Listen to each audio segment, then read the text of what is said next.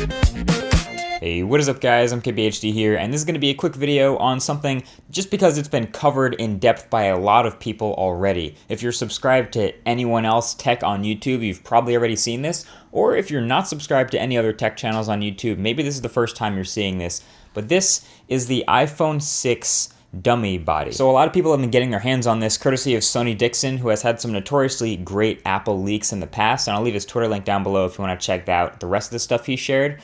But this is supposed to be our first look at the body, shape, and size of the iPhone 6. But what it really is the dummy phone that a lot of the case manufacturers will use to create and start producing their iPhone 6 cases before the phone has actually been announced. So this is basically made up of all your rumors, all of your speculation, all of the things we know about the parts of the next iPhone to give a general idea of the shape and size that this next phone will be. So I'm gonna make this quick since it's been covered already, like I said, but there are three main characteristics that you're gonna wanna know about this before the next iPhone comes out because they're pretty much set in stone at this point, and that is the rounded edges, the much bigger display and slightly bigger bezels also, and the extreme thinness of this new phone. So for the rounded edges, this is just something about the design I've noticed since I've had it. It's a departure from all the iPhones we've had since the iPhone 4. The one right before it, the iPhone 3GS, was when it was last curved. And I'm not the first to say it, but this new dummy really reminds me of the HTC One M8 at a glance. And I've talked a lot about how the M8 feels in the hand thanks to its metal body and the roundness in the full review. So it's definitely not going to be quite as slippery as the M8, mostly because it's not quite as big. But that brings us to our next point, which is the size of this iPhone. Like I said, this is a big iPhone, the biggest phone Apple will ever make. This dummy sports a 4.7-inch display, and there are a whole ton more rumors that support this and a 1704 by 960 resolution.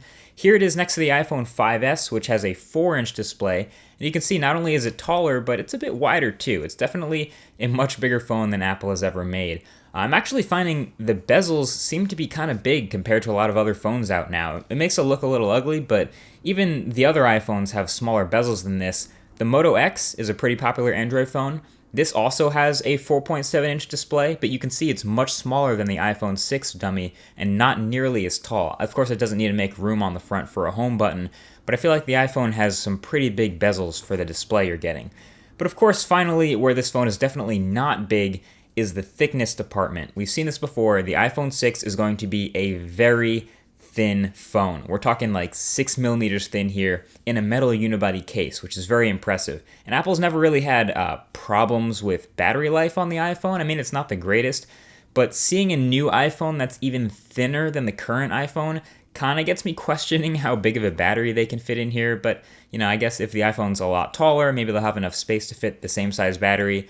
Who knows? I always think about battery life when I see a phone as thin as this. But as you can see here, if we check out one of these pre-production iPhone 6 cases here, which has the interior measurement of just 6 millimeters, we can put the iPhone 6 dummy in it, and of course, it fits just perfectly. All the cutouts and all the speakers and the lightning port and the headphone jack and the volume and mute switch, they're all still there, and it's the same thinness now as the iPod Touch, which is incredibly impressive, and I don't really see any other phones out there that are quite as well built and only 6 millimeters thick, so it's really impressive and has me pretty curious. But that's about it as far as the aesthetic stuff. There are also, of course, some other minor things, which I guess are major when it comes to the iPhone, where the power button relocation, it is now on the side of the phone, which makes sense because it's a bigger phone and it would be harder to reach the top, so it makes sense to put that power button in an easy to reach spot.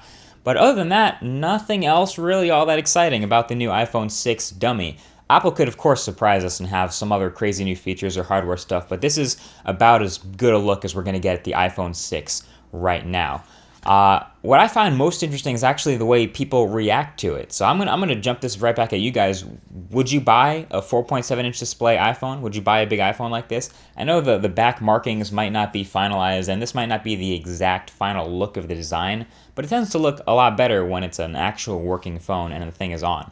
I'm also going to leave a link to Your Average Consumer's video where he actually went out and showed people the iPhone 6 dummy and asked, hey, would you buy this if this was the next iPhone? And he got some pretty interesting answers. So I'll leave that link right below the like button. Check out that video.